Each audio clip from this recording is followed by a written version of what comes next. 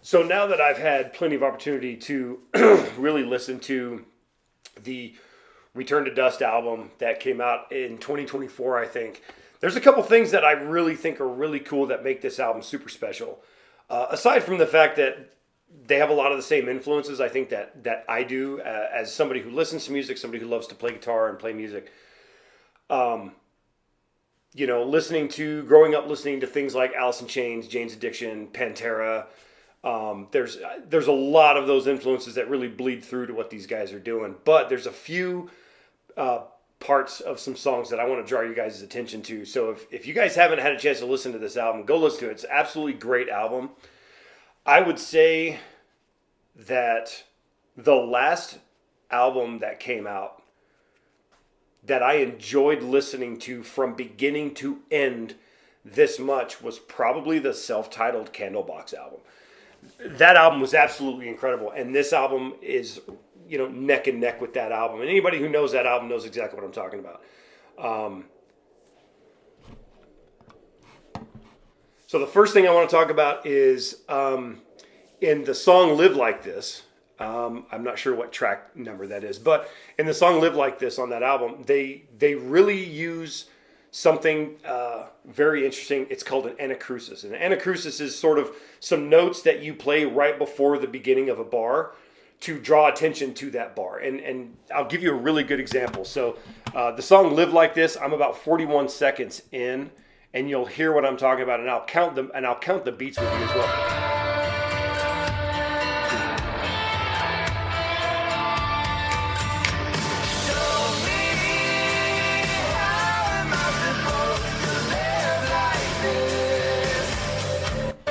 See, one more time. You'll hear the guitar come in right before the bar.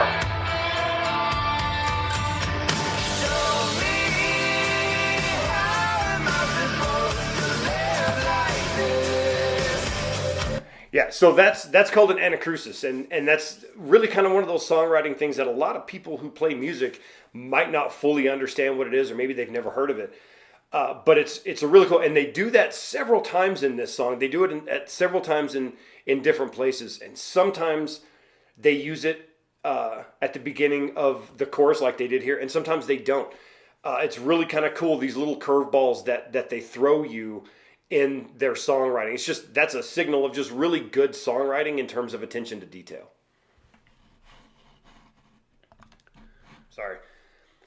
The next thing about this album that I think is really cool is what I like to call, and I'm not sure if this is necessarily an industry term because I'm clearly not in the industry, but what I like about certain songwriters that they'll do what I call teasing the chorus, which is where you have a chorus that you've written out and it's 8 or even 12 bars or whatever, but earlier in the song you just tease maybe the first 4 bars of it.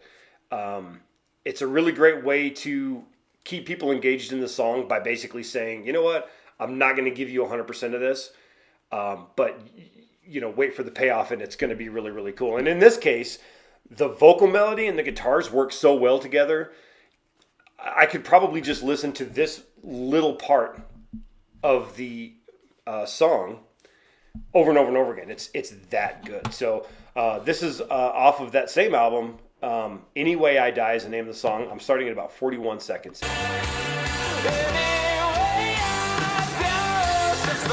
Here it comes.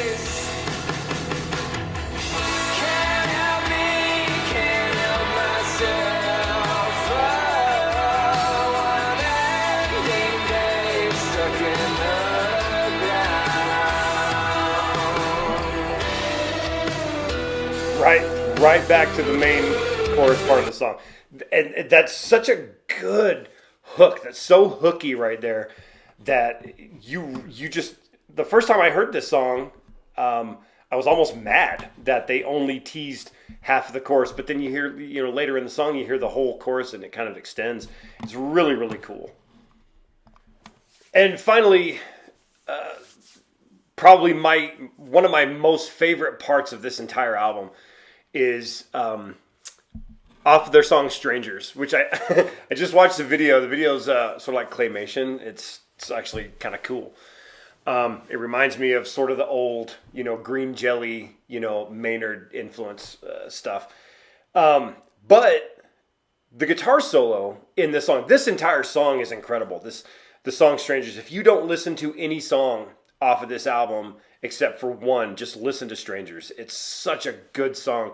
And you're going to hear a little bit of it in a second because I'm purposefully going to leave the chorus just before the guitar solo in because I want to draw attention to the guitarist specifically and his tastefulness coming into the solo and how he just continuously solos over the bar all the way through and really has an impact on how the rest of the music comes together. So I'm sitting at about 2 minutes and 2 seconds into the song, and here's the final chorus and the guitar solo, which really, really I enjoy listening to.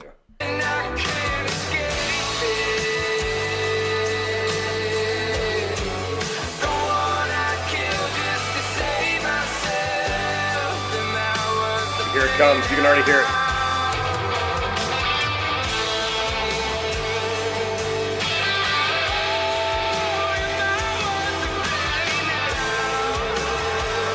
And listen.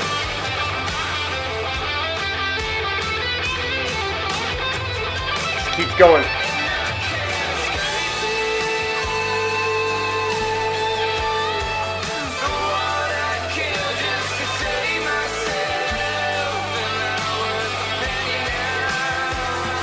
Yeah, I had to stop it because I'll listen to that song all day. That song is so good.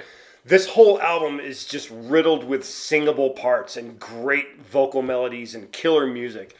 So far, I'm just so impressed with everything that Return to Dust has done. With this album and everything that they've done, they've got another single out called Bored that was really good. That's actually the first thing I heard by them. Was Bored. It's a really cool song. And then they just did the Hey Ya single. But guys, yeah, check out Return to Dust. Check them out anywhere. They're very active on social media. All of their stuff is on YouTube, Apple Music, Spotify. It's all out there. Go out there and support these guys as much as you can. And if you like what you saw here, if you like the things I was talking about, give me a like, give me a subscribe. And, comment if there's something you want to hear me kind of react to or whatever, put that in the comments and let's get it done. See you guys next time.